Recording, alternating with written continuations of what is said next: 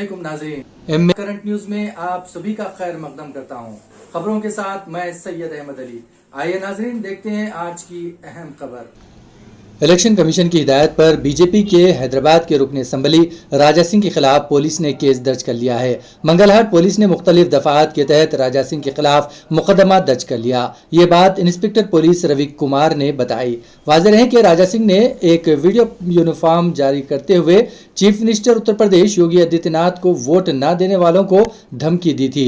इनके इस वीडियो की सोशल मीडिया पर वायरल होने के बाद इलेक्शन कमीशन ने राजा सिंह को एक नोटिस रवाना करते हुए वजाहत तलब की थी। ताहम उन्होंने इसका जवाब नहीं दिया, जिस पर इलेक्शन कमीशन ने इनके खिलाफ FIR दर्ज करने की हिदायत दी। सर, पहला ही सवाल, यूपी में रहना होगा तो योगी योगी कहना होगा, क्या आशय था? देखिए, आज उत्तर प्रदेश में चुनाव चल रहे हैं जी, और सारी दुष्ट शक्तियां लगी हुई है कि योगी जी को फिर से मुख्यमंत्री बनने ना दे, जिसमें सबसे बड़ा रोल है माफिया का। जी। आप जानते हैं कि पहले यूपी की क्या परिस्थिति थी। महिलाएं रात में छोड़ो दिन में भी नहीं घूम सकती थी, और गुंडा राज इतना था कि 10-20 हजार रुपए के लिए भी गोलियां चल जाती थी, लोगों को मार दिया जाता था। योगी आदित्यनाथ जी मुख्यमंत्री बनने के बाद में माफिया को समाप्त कर दिया, और आज महिला दिन में तो छोड़ो रात में भी बेखौफ घूम सकती है। तो उन तमाम गुंडों का खात्मा कर, जो गुंडों द्वारा किसानों की जमीनें एवं हिंदुओं की जमीनें जो जबरन जब्त की थी, उन पर बुलडोजर चढ़वाकर योगी आदित्यनाथ जी ने वहां पर 1 BHK हाउसेस जैसे अनेकों प्रकार की जो जनता के लिए लाभ आए, ऐसे अच्छे कार्य उन्होंने किए हैं। मेरा जो स्टेटमेंट उन गुंडों के ऊपर था, लेकिन आप सब जानते हैं कि बोलते कुछ लेकिन वो निकल जाता कुछ, तो तोड़ मरोड़ के कुछ चीज को वो समय पर प्रेजेंट किया गया था। मेरा टारगेट ही गुंडों के ऊपर था और माफिया के ऊपर था। लेकिन हर बार यही क्यों कहा जाता है कि मीडिया ही तोड़ मरोड़ के पेश करती है, क्यों आप ही लोग एकदम क्लियर कट नहीं कर देते? देखिए, हर बार ऐसा होता है, व्यक्ति सोचता कुछ और है और जनता में वो कुछ और चले जाता है। मैंने आपको क्लियरली कहा कि मेरा टारगेट ही गुंडे माफिया, वही लोग थे मेरा टारगेट। ओवैसी को भाजपा की बी टीम माना जाता है, इस बारे में आपका क्या कहना है? ओवैसी कांग्रेस की भी बी टीम कहा जाता है, और हमारे तेलंगाना में जो सरकार है वो तो मुख्यमंत्री खुद कहता है वो हमारा बड़ा भाई है। भारतीय जनता पार्टी और ओवैसी का कभी मिलन नहीं हो सकता, क्योंकि ओवैसी की सोच देशद्रोही सोच है, धर्मद्रोही है वो व्यक्ति, क्योंकि खुद उसके छोटे भाई के ऊपर देशद्रोही का मुकदमा दर्ज है। तो देशद्रोहियों से हमेशा कभी भी भारतीय जनता पार्टी की दोस्ती नहीं रह सकती। भारतीय जनता पार्टी का लक्ष्य है कि देशद्रोहियों का समाप्त यानी समापन, टोटली खत्म हो, ये भारतीय जनता पार्टी की सोच है। अगर हम ओवैसी पार्टी का अगर हम इतिहास देखेंगे तो इनके जो पूर्वज थे, ये लोग जब भारत देश को आजादी मिली, कई स्वतंत्र सेनानियों ने प्राणों का बलिदान देकर भारत देश को आजाद करवाया, तो यही ओवैसी के जो पूर्वज थे, ये चाहते थे कि तेलंगाना, आंध्र प्रदेश, कर्नाटक, महाराष्ट्र, जब ये पूरा एक था, निजाम के चंगुल में था, पाकिस्तान में मिले। इनके पूर्वज लड़ाई वो लड़ते थे। कासिम रिजवी जैसे व्यक्तियों को इन्होंने शरण दिया था, एक बहुत बड़ा मकान बनाकर इनके पूर्वजों ने दिया था। तो ऐसे गद्दारों से कभी भी भारतीय जनता पार्टी नहीं मिल सकती। भारतीय जनता पार्टी तो ऐसे गद्दारों का खात्मा चाहती है। सर, लेकिन ओवैसी की यूपी में मौजूदगी भाजपा को फायदा पहुंचा रही है? देखिए, ये हर व्यक्ति कहता है, हर पार्टी कहती है कि ओवैसी जहां जहां चुनाव लड़ता है ये भारतीय जनता पार्टी को फायदा पहुंचाता है, लेकिन ओवैसी की जो सोच है वो मैं आपको आज क्लियर करना चाहूंगा। ओवैसी एक बिजनेसमैन है, और मुसलमानों को सबसे बड़ा धोखा देने वाला अगर कोई भारत में कोई व्यक्ति है तो वो है ओवैसी। हैदराबाद में उसका पार्लियामेंट क्षेत्र है, खुद की पार्लियामेंट क्षेत्र में जीरो विकास इन्होंने किया है। खुद की पार्लियामेंट क्षेत्र में मुसलमानी जो महिलाएं होती है, जो नाबालिग होती है, उनको विदेशों में बेचा जा रहा है, सऊदी में, दुबई में, यहां वहां पर बेचा जा रहा है, जो छोटी सी लड़कियां हैं। खुद उसके पार्लियामेंट क्षेत्र की महिलाओं की वो रक्षा नहीं कर सकता है और वो भारत देश के मुसलमानों की रक्षा की बात करता है। ये व्यक्ति की जो सोच है, जैसे बंगाल में, महाराष्ट्र में, अलग अलग स्टेटों में, इसने जब जब चुनाव आता है वहां पर इसके कैंडिडेट जो खड़ा करता है, ये सिर्फ ऑपोजिशन को डराता है, उनसे पैसा डिमांड करता है। ये एक बहुत बड़ा पैसा कलेक्शन करने का उसका एक षड्यंत्र है। देखिए, कहीं हर राज्य में तो मुस्लिम वोट बैंक है और वो क्लियरली कांग्रेस को जाता है या वहां जो सरकार होती है वहां को जाता है। तो ये व्यक्ति की सोच क्या है, जैसे आप सपोज आप सापा के हैं, वो आपको ब्लैकमेल करता है कि अगर आप मुझे पैसा नहीं देंगे तो आपके जो जहां विधायक है, जहां जहां मुस्लिम ज्यादा संख्या है, वहां मैं मेरा कैंडिडेट खड़ा करूंगा और वोट काटूंगा। जिसका फायदा किसको होगा आपको पता है। मेरा कैंडिडेट आपके विधानसभा में खड़ा नहीं रहना है तो मुझे पैसा देना। ये उसके पहले से ही नीति रही है और भारतीय जनता पार्टी ने भी इस विषय पर कई बार बात भी कही है कि ये सिर्फ बिजनेसमैन है और मुसलमानों को धोखा देने वाला व्यक्ति। तो क्या बीजेपी को मुस्लिम वोट नहीं मिलता है? देखिए, बीजेपी को मुस्लिम वोट मिलता है जी। वो मुसलमान बीजेपी को वोट करते हैं जो देश हित में बात करते हैं। वो मुसलमान बीजेपी को वोट करता है जो बीजेपी की नीतियों को स्वीकार करते हैं। आज देखिए, ट्रिपल तलाक पर मोदी जी ने एक बिल लाया। ट्रिपल तलाक कितना बड़ा एक इश्यू था। आज एक व्यक्ति एक शादी करता है, उस महिला से दिल भरने के बाद में तलाक सिर्फ 3 बार बोलने के बाद में तलाक हो जाता है। लेकिन ट्रिपल तलाक के लिए हिजाब लेके आ गए वो लोग। देखिए, पहली तो बात, तलाक का जो ट्रिपल तलाक जो कानून लाया गया, जिसमें हर महिलाएं आज मोदी जी को एक भगवान का रूप में देख रही है, एक बड़े भाई का रूप में देख रही है। अब हिजाब की अगर हम बात करेंगे, कर्नाटक में क्या हो गया था, जब भी एग्जाम होते थे तो हिजाब के बहाने पेपर्स ऊपर छुपा के ले जाना, कॉपी करना, इस प्रकार का काम होता था। और क्या हो जा रहा था, हर कॉलेज में, हर स्कूल में, हर सरकार का एक ड्रेस कोड होता है। भाई, स्कूल में आपको ये ड्रेस कोड डाल के आना, ये ड्रेस कोड डाल के आना। तो कईयों दिनों से, कईयों महीनों से, कईयों सालों से प्रयास था कि भाई एक ड्रेस कोड में आए सब लोग और अच्छा पढ़े और अच्छा सा उनका फ्यूचर बने।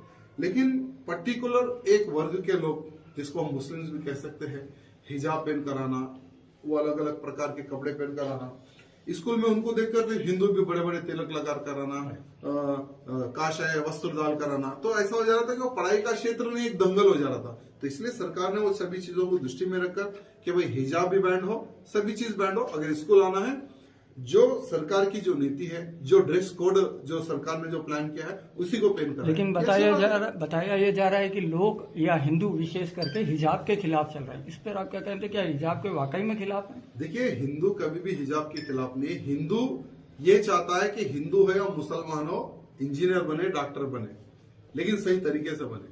अगर आप पढ़ाई में तो अगर धर्म को लेंगे तो ना आप आपका फ्यूचर बना सकते और ना ही स्टेट का नाम कर सकते। हमने इससे पहले भी कहा था कि कई ऐसे मौलवीज हैं जो अनेकों प्रकार का कमेंट करते हैं। सूर्य नमस्कार, सूर्य नमस्कार हेल्थ के लिए है। भाई, आप सूर्य को नमस्कार करते हो या ना करते हो, आपकी मर्जी है। अगर आप सूर्य नमस्कार में भाग लेते हो या नहीं लेते, आपकी मर्जी है। वो हम नहीं कहते ना, जबरदस्ती हम थोपने का काम नहीं करते। लेकिन सूर्य नमस्कार जो है, जो आसान है, जो हेल्थ के लिए है, आप सुरक्षित रहे, आप अच्छे रहे, ये हम चाहते हैं। उसके ऊपर भी आप लोग कमेंट करते हो। सर, अहमदाबाद उन सभी लोगों को उन्होंने आइडेंटिफाई करके अरेस्ट करके जेल में डाला है और इतिहास में शायद पहली बार 38 लोगों को फांसी और कुछ लोगों को उम्र कैद की सजा कभी नहीं मिली। ये मिली, बहुत अच्छी बात है। लेकिन मैं सरकार से यह निवेदन करना चाहता हूं कि जिन लोगों द्वारा जिस ब्लास्ट के कारण 40 यानी 50 अबो लोगों की प्राण गए, 50 से अधिक लोग उस ब्लास्ट में मर गए। जो मरने वाले लोग वो कौन थे? कोई पॉलिटिकल नेता थे क्या? कोई संघ से संबंधित थे क्या? कोई हिंदू ऑर्गेनाइजेशन? नहीं, आम इंसान थे जिनके पास गाड़ी नहीं थी। वो बस स्टॉप पे या रोड पे इधर उधर चलने वाले लोग थे, वो लोग मारे गए। उनका क्या कसूर था?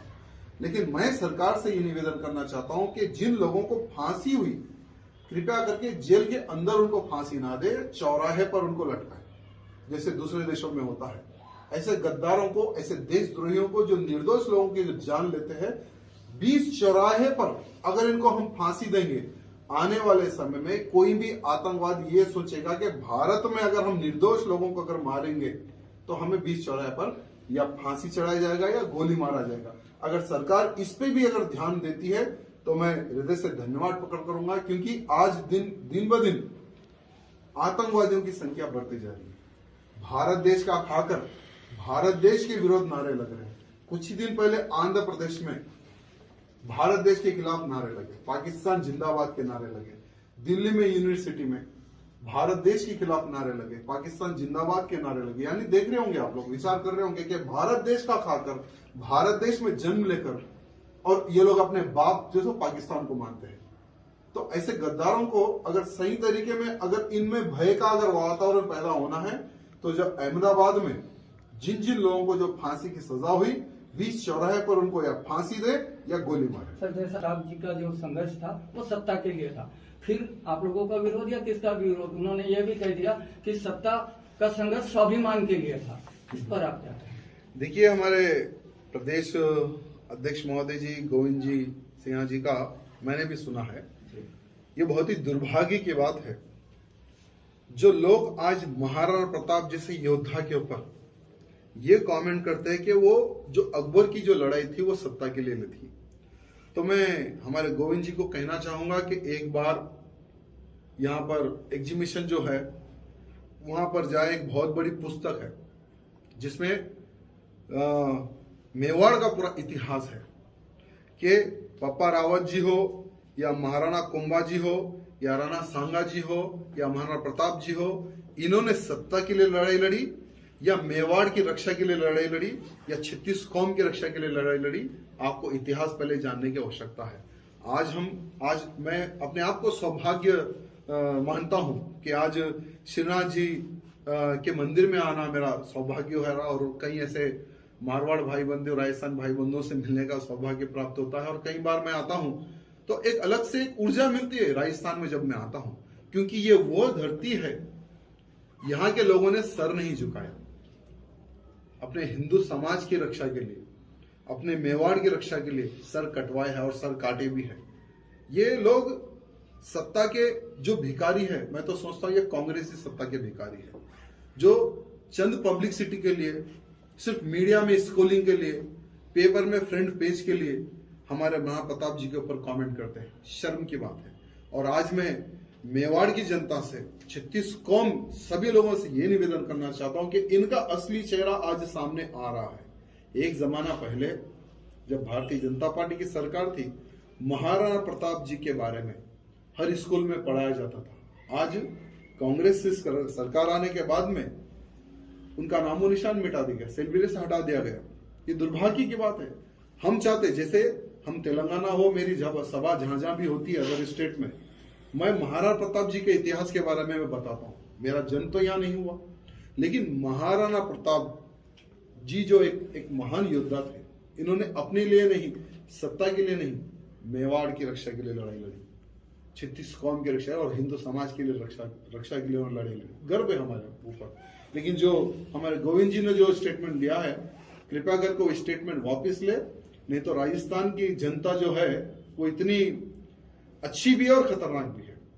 अगर वो अपने आप पे आ जाए तो तुम्हें मार मार के राजस्थान से भगाएगी। शुरुआत हमने यूपी से की, एंड भी यूपी से करते हैं। क्या लगता है सर, यूपी वापस जीत फिर से एक बार योगी बाबा जी की सरकार बनेगी? भले ही माफिया हो या कोई भी हो या अखिलेश हो, कोई भी उनकी ताकत को रोक नहीं पाएगी। 100% भारत देश का हिंदू योगी जी फिर से एक बार मुख्यमंत्री बनना चाह रहा है। और उत्तर प्रदेश का हर वो हिंदू गौमांस खाने वाला नहीं, हर वो हिंदू ये चाह रहा है कि फिर से एक बार योगी सरकार। जनाब, मोदी जी की देश में सत्ता है।